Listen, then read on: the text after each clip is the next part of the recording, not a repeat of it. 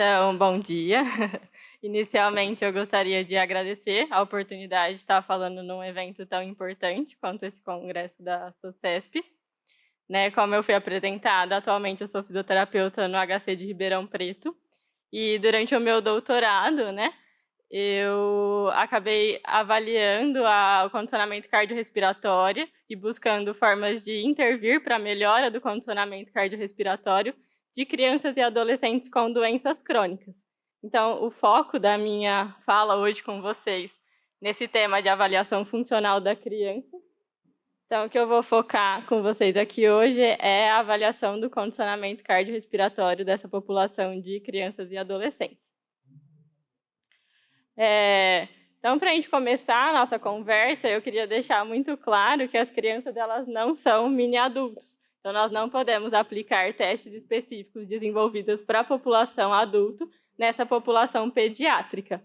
E isso ocorre, porque ao longo do processo aí de desenvolvimento da criança, ela vai ter transformações anatômicas entre a infância e a adolescência. Isso vai ter um impacto muito grande aí nos nossos sistemas orgânicos.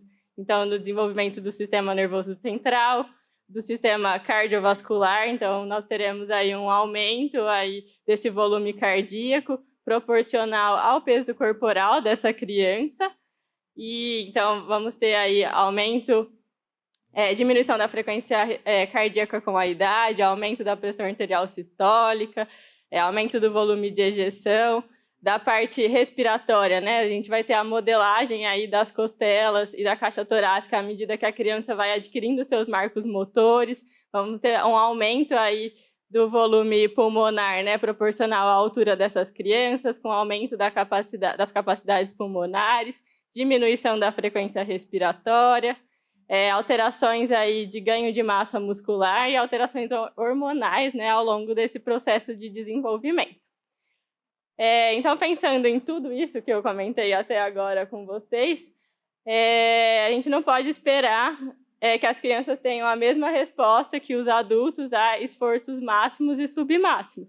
Então, elas vão ter um aumento da frequência cardíaca para compensar aí um débito cardíaco menor e um volume sistólico menor, certo? E por que é, então, relevante a gente avaliar essa população de crianças e adolescentes? É relevante porque, hoje em dia, não só aqui no Brasil, mas em países desenvolvidos também, a gente observa que menos de 50% das nossas crianças e adolescentes atingem os níveis recomendados de atividade física e exercício físico para a faixa etária. E então a gente vê muito mais hoje em dia, as crianças assim, com tempo de telas, do que as crianças realmente realizando atividade física e exercício físico. E quando a gente pensa que isso acontece, para as nossas crianças e adolescentes consideradas típicas, imagino que não acontece para as nossas crianças e adolescentes não típicos. Então, as que têm algum tipo de cardiopatia congênita ou alguma lesão do cérebro imaturo, alterações da medula espinhal ou de acometimento ali do motoneurônio. A gente sabe, hoje em dia, que essas doenças de bases, elas vão levar aí a uma diminuição da mobilidade desses pacientes e da participação deles. E nesse contexto, então, com uma mobilidade reduzida, a gente vai ter um menor nível de atividade física e isso vai levar a um estilo de vida mais sedentário. E há um ciclo vicioso aí, de desencorajamento de realização de atividade física e exercício físico e piora do quadro clínico geral desses pacientes. E, consequentemente, uma redução aí do condicionamento cardiorrespiratório desse grupo de crianças e adolescentes. Um condicionamento cardiorrespiratório reduzido, também é de conhecimento, que vai levar aí a um risco maior de desenvolvimento de doenças metabólicas e cardiorrespiratórios ao longo da adolescência e vida adulta. E aí, a gente já entendeu por que a gente não pode avaliar as crianças como adultos e por que é relevante avaliar essa população. E agora, como que a gente avalia essas crianças? Então, pensando um pouquinho nisso, o método padrão ouro que a gente tem igualmente para a população adulta, nós temos para a população pediátrica, que é o teste de esforço cardiopulmonar com a análise de gases, né? Mensurando aí o consumo de oxigênio consumido e o gás carbônico eliminado, com medidas de eletrocardiograma, pressão arterial e saturação periférica de oxigênio. E esse teste deve ser realizado até o esforço máximo, né, levando ao estresse aí do sistema cardiorrespiratório. Desse teste, a principal variável que a gente vai obter, né, como indicador do condicionamento cardiorrespiratório é o consumo de oxigênio pico, que diferente do adulto a gente considera o máximo. Na criança nós temos alguns parâmetros para considerar o consumo de oxigênio pico, que seria então aí uma razão de troca respiratória superior a 1 e uma frequência cardíaca maior que 180 batimentos por minuto, ou maior que 95% da frequência cardíaca predita para a idade. Para crianças e adolescentes, a partir dos 6 anos, nós já podemos aplicar aí o teste cardiopulmonar, desde que ela tenha compreensão dos comandos do examinador. Para crianças, a duração, para a gente considerar que esse teste é válido, não é? Né? Ele tem que ser cerca de 8 a 10 minutos e para adolescentes cerca de 10 a 12 minutos. Pensando então um pouquinho aí em testes laboratoriais, né, de esforço cardiopulmonar, nós temos disponíveis para esteira, né, e cicloergômetro de membro inferior. Então, pensando na esteira, o principal protocolo que a gente indica para as crianças é o protocolo de Dobovitz. E, pensando no cicloergômetro de membro inferior, seria o protocolo de Godfrey. Então, no cicloergômetro de membro superior, esse protocolo de Godfrey, ele foca mais no incremento da carga, é baseado na altura da criança. Então, se a criança tem cerca de 125 centímetros, menos que isso, a gente tem um incremento da carga a cada 10 watts por minuto. Se ela tem entre 125 e 150, o incremento da carga vai ser 15 watts por minuto e mais que 150 centímetros, 20 watts por minuto. E esses testes, então, que eu comentei com vocês, para membro superior e para cicloergômetro de membro inferior, eles já foram validados tanto para crianças e adolescentes típicos, quanto para doenças crônicas. Então, no caso, aí, crianças com espinha bífida e também já foram utilizadas para cardiopatias congênitas. Pensando numa linha mais funcional, nós temos os testes de campo, né, que eles permitem a avaliação da criança num ambiente mais funcional, uma atividade mais funcional para ela, que seria o Shuttle Walk e Run Test.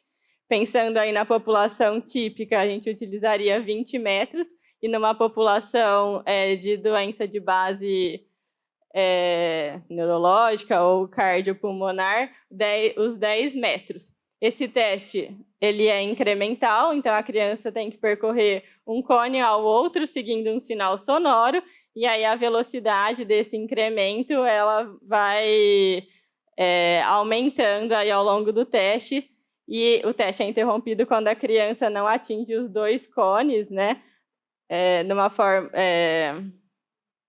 por 2 vezes consecutivas.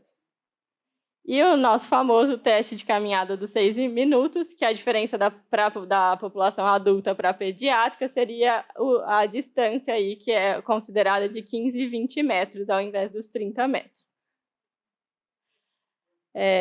Olhando para tudo isso que eu falei para vocês, né, esses testes todos, eles focam muito nos membros inferiores. Mas quando a gente pensa nessa população aí de crianças com doenças de base, elas têm essa mobilidade reduzida que eu comentei com vocês, e muitas vezes os membros inferiores não vão estar tão funcionais para serem testados quanto os membros superiores. E aí vem a grande pergunta, né? Como que a gente testa essas crianças? Então, foi pensando nisso que o nosso grupo de pesquisa lá de Ribeirão Preto focou em testes de avaliação para membro superior, para a gente poder avaliar essas crianças e adolescentes menos funcionais. Então, nós temos disponíveis atualmente o teste em cicloergômetro de membro superior, que ele aumenta, né, 5 watts por minuto para a população brasileira, e quando a gente pensa na população holandesa, ele aumenta 8 watts por minuto. E temos alguns testes de campo que se baseiam nos testes que eu já comentei anteriormente. Então, o Shuttle Ride teste e o teste de propulsão de 6 minutos da cadeira de rodas. Todos esses testes eles já foram validados aí também. No caso do Shuttle Ride teste, né, ele é equiparável a um teste cardiopulmonar realizado com o membro superior. Tá? E tanto para crianças com paralisia cerebral, quanto para crianças com espinha bífida. E pensando no teste de propulsão da cadeira de rodas de 6 minutos, esse teste também foi considerado reprodutível. Tá? Ele é um teste que, se fizer várias vezes, os resultados vão se repetir. E ele foi considerado também válido para essa população. E aí, aqui eu gostaria de destacar que, apesar do teste de 6 minutos ser considerado um teste submáximo para a população no geral, quando a gente pensa em crianças e adolescentes com uma doença de base crônica, ele acaba sendo, às vezes, um teste quase máximo, dependendo do nível funcional desse paciente. Então, nós encontramos nos nossos estudos, né, que ele era bem similar à resposta que a gente tinha num teste de propulsão de 6 minutos, com o teste realizado com o membro superior em cicloergômetro, e tanto com o Shuttle Ride teste. Tá? Isso também foi observado para crianças que têm cardiopatia congênita, que ele, dependendo da gravidade, aí a criança, o teste 6 minutos pode ser um teste máximo para essa população. E eu já mostrei, né, o que está estabelecido, e será que a gente tem novos dispositivos, né, para avaliar essas crianças? Então, hoje em dia, existe a esteira antigravidade, e esse instrumento ele tem se mostrado viável, né, de realizar teste de esforço cardiopulmonar e atingir aí razões de troca respiratória superior a 1 e frequência cardíaca consideradas máximas. Então, ele pode ser um dispositivo alternativo aí para que a gente desenvolva protocolos para avaliação cardiopulmonar de crianças e adolescentes e até de pacientes que têm alguma doença de base cardíaca.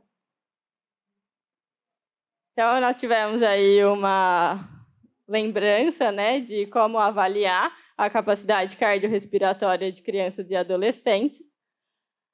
Só que é importante a gente lembrar que essas crianças, elas crescem, elas viram adolescentes e adultos, e essa que é a nossa preocupação principal. Então, é o futuro dessas crianças.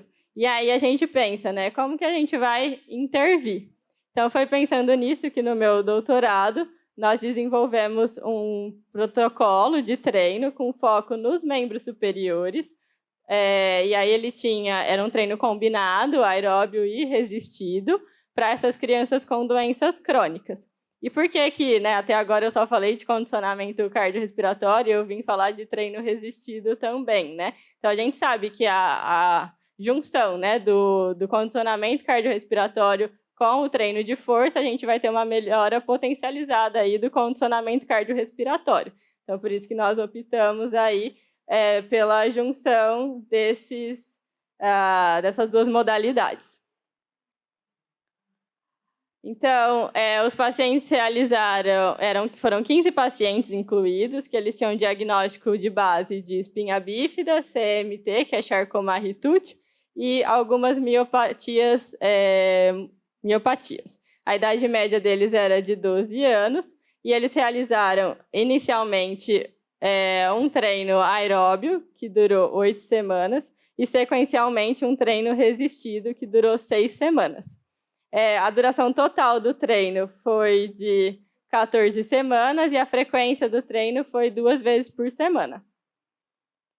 Pensando no treino aeróbio, né, os pacientes realizaram aí um aquecimento de 5 minutos com cicloergômetro de membro superior e depois nós trabalhamos com um treino intervalado de alta intensidade, então no qual a criança tinha que pedalar a 85% da potência pico e frequência cardíaca pico atingido no teste de esforço cardiopulmonar realizado previamente. E depois tinha um intervalo aí de 2 minutos que ela pedalava a bicicleta, né, numa velocidade autoselecionada. E esse treino ele foi incrementado, né, ao longo dessas 8 semanas, tanto em quantidade quanto em relação à redução do tempo de intervalo. E depois elas realizavam um desaquecimento. Pensando aí no protocolo de membro superior, de força muscular, era realizado também um aquecimento, depois um treino de força, né? Utilizando aí de 20% a 30% da força isométrica máxima ao longo de 6 semanas e incremento nas repetições. E alguns treinos funcionais de fortalecimento de membro superior e tronco. E depois um desaquecimento. De uma forma geral, esse treino ele durava cerca de 20 a 30 minutos por dia. Então, nós avaliamos os pacientes no pré-treino, no pós-treino, né, pós 14 semanas, e fizemos um follow-up de 6 meses e 1 ano. Mas agora eu vou focar para vocês só nos dados das 14 semanas de treino. Eles foram avaliados em relação à antropometria, composição corporal e força muscular. E na avaliação cardiorrespiratória nós usamos o teste que eu mostrei para vocês e também um teste de força muscular no dinamômetro isocinético para membros superiores e um teste de fadiga. Após as 14 semanas, então, nós observamos aí o aumento, né, do consumo de oxigênio pico relativo e absoluto desses pacientes, um aumento significativo aí da força muscular dos flexores de cotovelo e aumento da potência pico, distância percorrida e duração do teste após 14 semanas. Então, isso indicou aí que o treinamento foi capaz de melhorar o condicionamento cardiorrespiratório dessa população. Mas como eu falei para vocês, né, esse treinamento, a gente tem que pensar que a criança ela vai sair da clínica, né? A gente não quer que ela fique ali com a gente o resto da vida fazendo treinamento. Então, pensando nisso, eu tenho muito orgulho de dizer, né, que agora Ribeirão Preto é centro de referência paralímpico aqui do Brasil, um dos, né? E todas as crianças que passam lá com a gente, que fazem o treinamento, elas são encaminhadas aí para esportes adaptados. Então, pensando aí nesse futuro, né, dessas crianças, que a gente faz esses trabalhos e a gente tem que saber avaliar direito, né? Porque é por meio de uma boa avaliação que a gente consegue fazer um treino aí individualizado e poder melhorar aí a qualidade de vida dessas crianças e adolescentes. Eu queria agradecer a toda a equipe que trabalhou comigo e os pacientes e os familiares, que a gente não trabalha sozinho, né? E se vocês tiverem alguma dúvida, enfim, segue aqui o meu contato. Obrigada.